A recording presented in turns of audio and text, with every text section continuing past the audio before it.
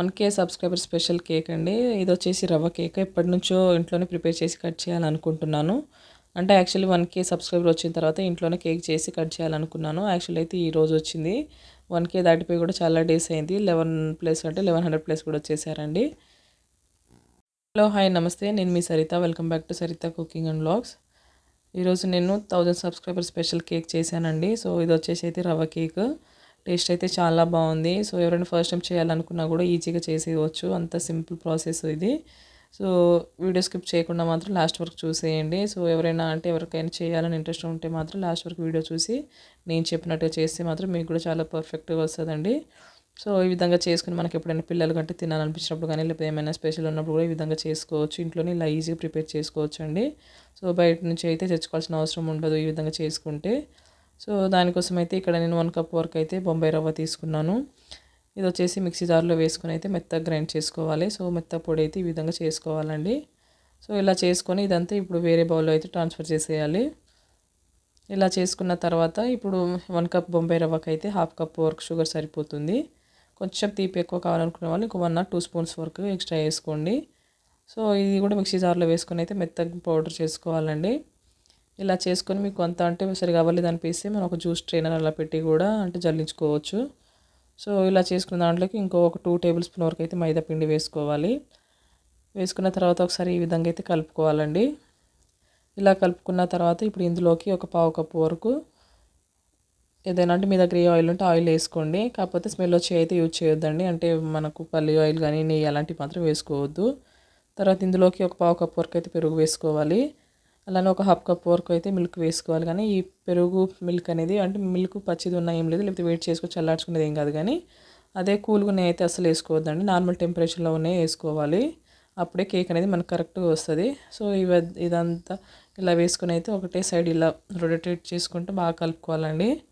So ఇందులో ఉండలు కానీ అవి ఏం లేకుండా అయితే ఒకసారి బాగా అంటే కేక్ బ్యాటర్ అనేది కలుపుకోవాలి. సో ఈ విధంగా కలిపేటప్పుడు మనకి ఏమైనా ఉండల్లాగా అనిపిస్తుంటే మాత్రం ఇంకా విస్కర్తో కలుపుకుంటే మనకు మంచిగా ఇంకా అంటే కేక్ బ్యాటర్ అయితే మంచిగా రెడీ అయిపోతుందండి. చాలా స్మూత్గా అయిపోతుంది.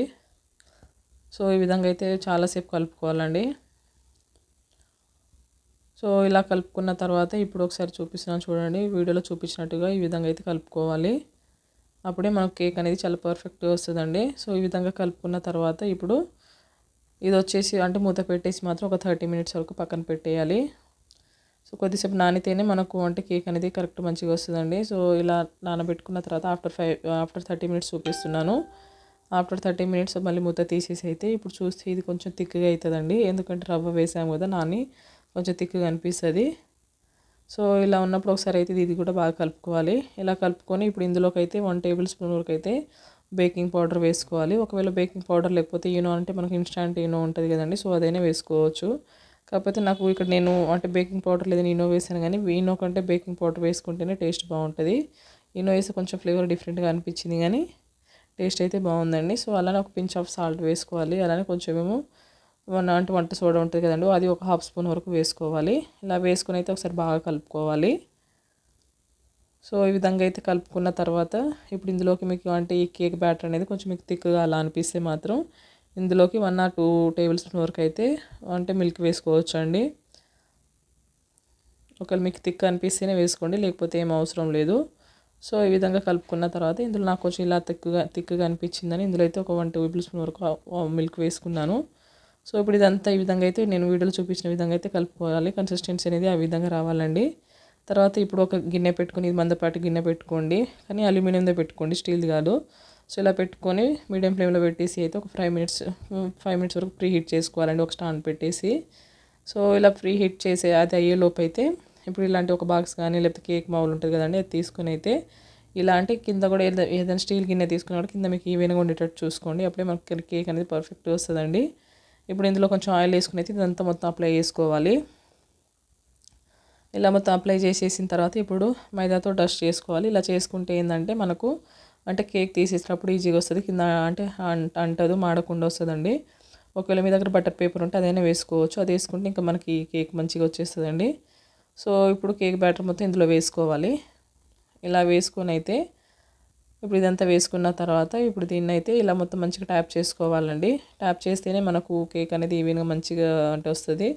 సో ఇది ఇలా మర్చిపోతే మాత్రం మన కేక్ అనేది సరిగా రాదండి. సో ఈ విధంగా అయితే మంచిగా ఇలా ట్యాప్ చేసుకోవాలి. ఇలా చేసుకున్న తర్వాత ఇప్పుడు అంటే స్టవ్ మీద గిన్నె పెట్టాం కదా, అది హీట్ అయిపోయింది. 5 మినిట్స్ తర్వాత అయితే ఇప్పుడు ఈ బాక్స్ వచ్చేసి ఇందులో పెట్టుకోవాలి. సో ఇలా పెట్టుకొని అయితే మీడియం ఫ్లేమ్లోనే పెట్టుకొని ఒక 30 మినిట్స్ వరకు ఉంచుకుంటే కేక్ అయితే రెడీ అయిపోతుందండి. సో కావాలంటే మీకు బేక్ అవుతుందా లేదా అని ఒక 10-15 మినిట్స్కి అలా కూడా చూసుకోవచ్చు. సో ఇలా పెట్టేసిన తర్వాత ఇప్పుడు మూత పెట్టేసి ఒకవేళ ఏమైనా ఆవిరి గిట్ట అసలు పోకుండా ఏమైనా హోల్ ఉంటే కూడా దాన్ని కూడా అంటే ఏదైనా క్లాత్ ఒక పేపర్ పెట్టి కవర్ చేసేయండి. ఇది 15 మినిట్స్ తర్వాత చూపిస్తున్నాను, చూడండి మంచిగా బేక్ అవుతుంది. సో తర్వాత ఫైనల్ అయితే మొత్తం 30 మినిట్స్ తర్వాత చూస్తే మాత్రం కేక్ ఒకసారి అంటే ఇలా ఫోర్క్తో గుచ్చి చూడండి. చూస్తే ఒకవేళ మీకు అంటే ఏమైనా తడిగా అట్లా అనిపిస్తే మాత్రం ఇంకో 5 మినిట్స్ అలా ఉంచుకోండి. లేదు ఏమంటే తడి గిట్ట లేకపోతే మాత్రం కేక్ మనకు రెడీ అయిపోయినట్టే. కొద్దిగా చల్లారిన తర్వాత ఇప్పుడు దీని మీద ఒక అంటే కాటన్ క్లాత్ ఏదైనా సరే అది తడి చేసుకొని పెట్టుకుంటే కేక్ అనేది మనకు సాఫ్ట్గా వస్తుందండి. ఇప్పుడు ఇదంతా చల్లగా అయిపోయిన తర్వాత ఇప్పుడు ఒక ప్లేట్లోకి ఇట్లా బొర్లి చేస్తే కేక్ అయితే మంచిగా అసలు నేను చాక్తో కూడా కట్ చేయలేదు సైడ్స్కి, అంత పర్ఫెక్ట్గా వచ్చిందంటే కూల్ అయిపోతే ఇలా మంచిగా వచ్చేస్తుంది. సో చూడండి ఎంత పర్ఫెక్ట్గా వచ్చిందో. సో కింద కూడా అసలు అడుగు కూడా ఏమంటలేదు, చాలా బాగా వచ్చిందండి కేక్. టేస్ట్ కూడా చాలా బాగుంది. సో ఈ విధంగా చేసుకుంటే మనకి ఎప్పుడైనా తినాలనిపించినప్పుడు కానీ లేకపోతే ఏమైనా చిన్న చిన్న స్పెషల్స్ ఈవెంట్స్ అలా ఉన్నప్పుడు కూడా ఇంట్లోనే ఈజీగా ప్రిపేర్ చేసుకోవచ్చు. లేకపోతే పిల్లలు ఎప్పుడైనా తినాలనిపించినప్పుడు అడిగినప్పుడు కూడా చేసేసేయచ్చు అండి. చాలా సింపుల్ ప్రాసెస్. సో ప్రాసెస్ అయితే సింపుల్గా ఉంటుంది. సో ఈ విధంగా చేసుకుంటే ఇక పిల్లలు అయితే చాలా హ్యాపీగా తినేస్తారండి. సో చూడండి ఎంత స్పాంజీ లాగా ఉందో, చాలా సాఫ్ట్గా స్పాంజీ లాగా ఉందండి. సో టేస్ట్ కూడా చాలా బాగుంది. కాబట్టి ఈసారికి వీడియో నచ్చితే మాత్రం కంపల్సరీ లైక్ చేయండి, షేర్ చేయండి, సబ్స్క్రైబ్ చేసుకోండి. మా బాబుకి ఇస్తే వాడు తినుకుంటూ చాలా బాగుంది మమ్మీ అంటుండండి. సో వీడియో నచ్చితే లైక్ చేయడం మర్చిపోవద్దు. Thanks for watching.